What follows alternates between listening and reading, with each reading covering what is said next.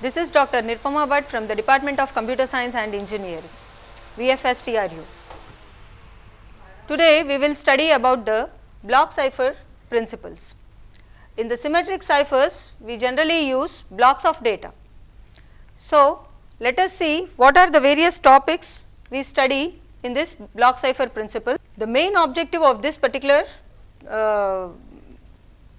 program or this particular block cipher principles is to know what a block cipher is and find out what is this substitution and permutation network and how to provide confusion and diffusion and what is a feasible cipher structure.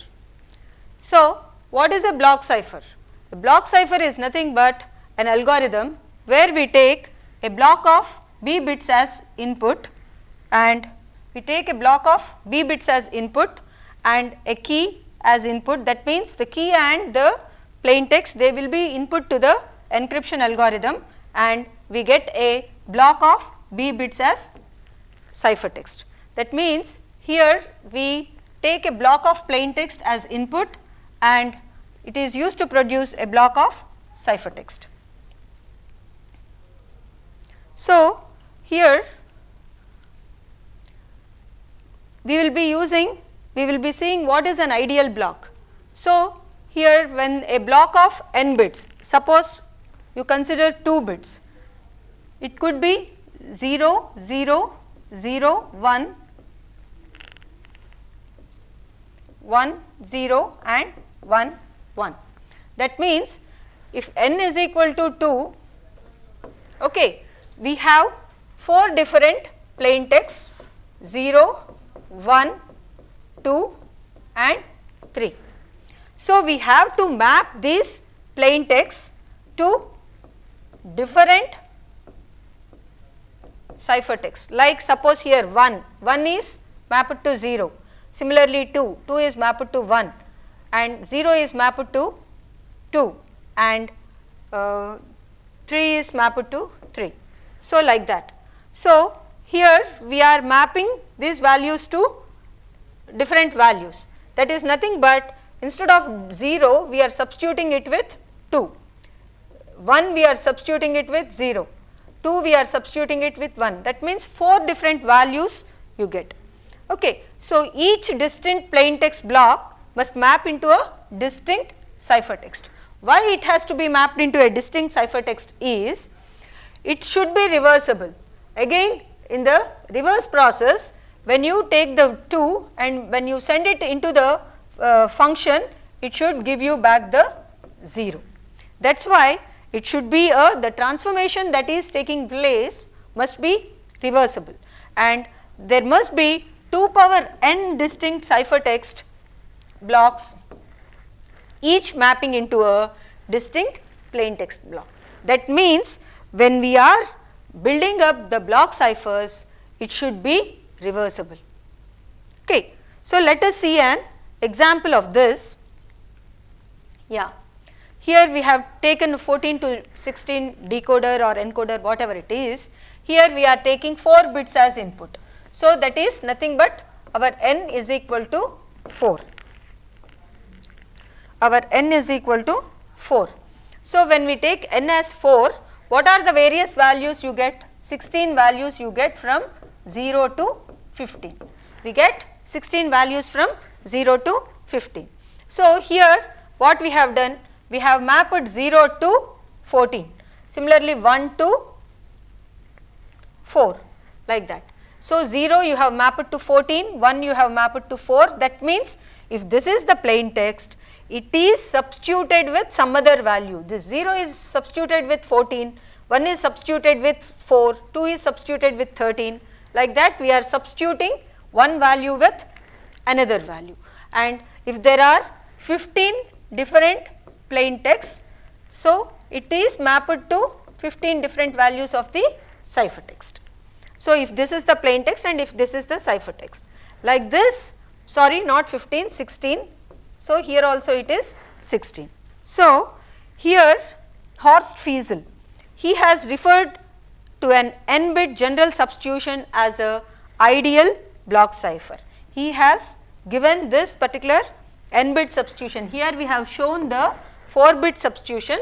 So, n-bit substitution we can call it as a ideal block cipher because it allows the maximum number of possible encryption mappings from the plain text to the ciphertext. This is only one particular type of mapping.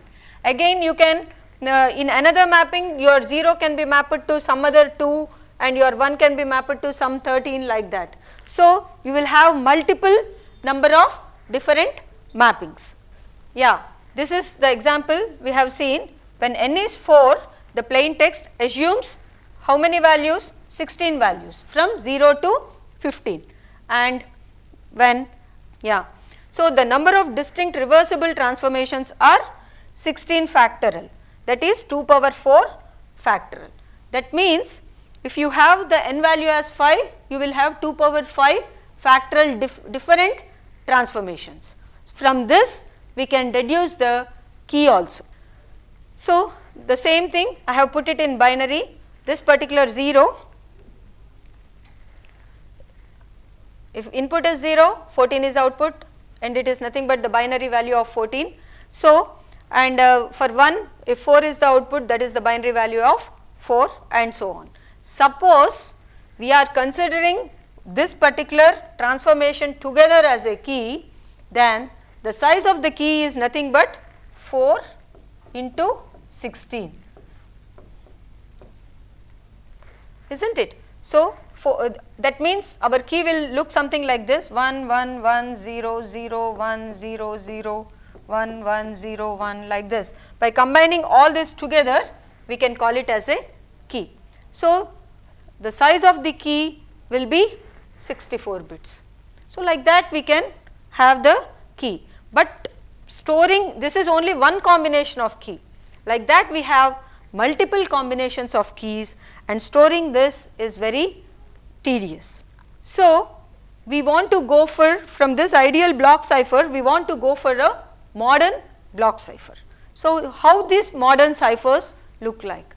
It uses the substitution permutation network, and this particular substitution permutation network was devised by Claude Shannon. Shannon, he introduced the idea of substitution permutation networks and it became the basis for the modern ciphers. Modern ciphers, it will have some combination of ciphers, we can say, something like a product ciphers. And this SPNet, we can also call it as SPNet, they are based on two primitive operations. They are substitution and permutation. So, in the previous thing we have seen substitution, that 0 it is being substituted by 14, that means 0 0 0 0 will be substituted by binary 14 value, that is 1 1 1 0, like that. So, that is by using a substitution operation and by using a permutation operation. What is this permutation? Permutation is nothing but we are relocating the location of the bits. You are using the same bits, but we will be relocating at different locations. So, that is substitution box. So, here in this SP networks we generally use multiple combinations of groups of substitution and permutation networks, rather permutation boxes. And it was the technique of layering this that we will see in DES. Layering, that means we are combining this substitution and permutation together into a group. Like this we perform it many times, that we call it as rounds. Okay. So, like this we can increase the complexity of the algorithm. So, it was the technique of layering the groups of S boxes separated by a larger P boxes to form the SP network, and it is the complex product cipher. So, with a smaller key you can generate a complex ciphers, that is the substitution permutation networks. And also this substitution and permutation networks, it provides confusion and diffusion. So, let us see what is this confusion and diffusion. That means, we want to have the statistical relationship between the key and the ciphertext as complex as possible. Confusion means making the relationship between the key and the ciphertext as complex as possible. Similarly, diffusion means it causes the plain text to affect as many ciphertext as possible. That means, you just, for example, you have 0, 1, 1, 0 or something like that. You see that this particular value is affected in generation of this value, this one in this value, this one in this value, like that we try to apply apply the usage of the plain text in the generation of this particular ciphertext as much as possible. So, that it spreads over the usage of the plain text spreads over the generation of the ciphertext. And now we have to see what this Feasel cipher structure is. This is very important topic. The Feasel cipher structure, it is a invertible product cipher. So, because we need to generate the invertible product ciphers, we are using the functions, okay, invertible functions. Okay. So, here we are taking the plain text actually and we divide the plain text input into two halves. That is very much important, and we have multiple rounds here.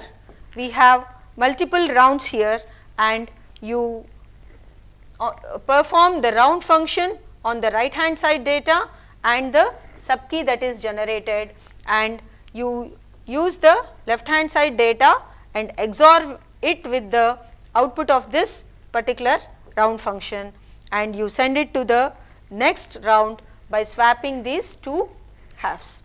I repeat once again, in this particular Feasel cipher structure, it was designed by Horst Feasel and it is a invertible function. In this your plain text, you divide that into two, and the left hand side you XOR with the output of this particular some you call it as round function, and you XOR it and you send it to the right hand side, and the right hand side data you directly send it to the left hand side.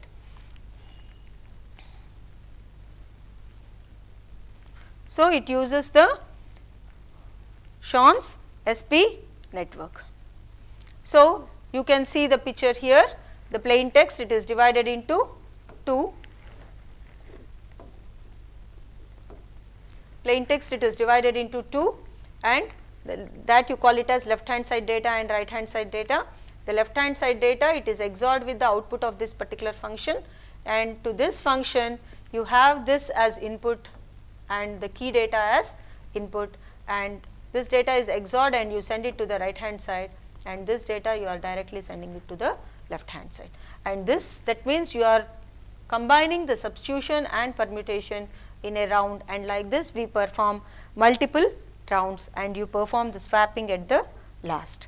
And this is a reversible function. That means the input to this particular 16th round, suppose some x you have, and the output of this particular 16th round is some y, and when you perform the reverse process, when you input this particular y as input to the first round in the decryption, you get back this particular x as the output of this particular first round. That means every round it is reversible. So, let us see actually how it works.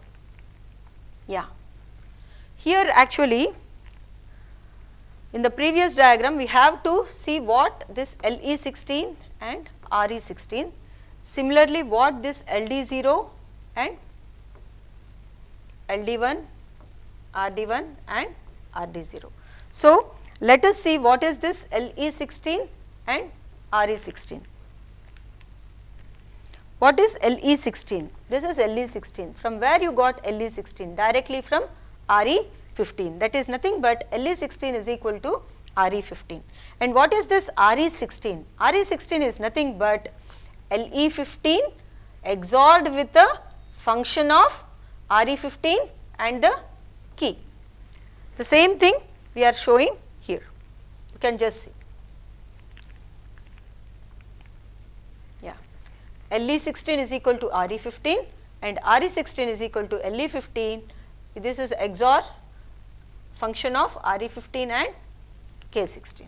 Similarly, in the decryption side, we can see what this LD0 and RD0 are. LD0 is nothing but Re16 and RD0 is Le15, and LD1 is nothing but it is RD0, that is nothing but Le16, that is Re15. Similarly, RD1, that means we will prove that this RD1 is nothing but Le15 and LD1 is nothing but Re15. So, that is reversible. So, what is this RD0? This is RD1 is equal to LD0 plus function of RD0 and K16. Yeah. LD0 is equal to Re16, RD0 is equal to Le16 and LD1. LD1 is nothing but we are saying it as RD0 and RD1 it is nothing but LD0 XOR with the function of this particular RD0 and K16. Okay. So, let us prove.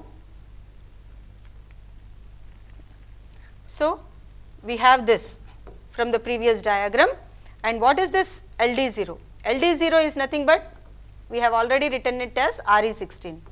Okay. And RD0 is equal to Le16, okay, and Le16 is nothing but Re15. So, RD0 is nothing but Re15 and K16. So, what is this Re16? Re16 is nothing but Le15 XOR Re15 K16, function of Re15 K16, that instead of this we are substituting this value here, okay, and this value we can have it like this, and this is this is XOR function. So, when the same thing is XORed with the same thing, it gets cancelled. So, it becomes Le15. So, we are proving that the input to the last function is nothing but they are reversible to each other. So, what is the strength of this Feasel cipher structure? The first one is the block size. So, the larger the block size means you have greater the security, but it reduces the speed of this encryption and decryption algorithm. Similarly, key size. If the key size is large, then again you have an improved security. The number of rounds, here we are taking 16 rounds. So, with each round the security is increasing or improving. And subkey generation algorithm. So, it is greater the complexity, it makes the analysis harder, and but it slows the cipher. So, when you have much computations, it slows down the algorithm, working of the algorithm. And you have some more things, that is the round function.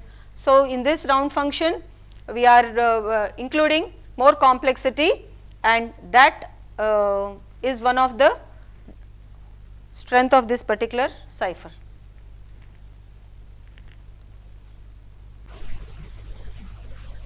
The fast software encryption, that means here it can be even put in the hardware as well as the software when it is being used, and ease of analysis.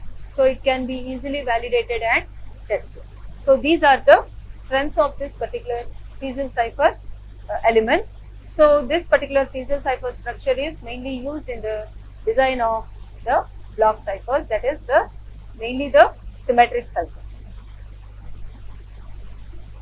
So, coming to the summary, we have studied what a block cipher is, what a substitution permutation network is, that is designed by Claude Shannon, and to increase the complexity of the cipher, and what is the fissile cyclostructure and what are the strengths of the fissile cyclostructure. Thank you.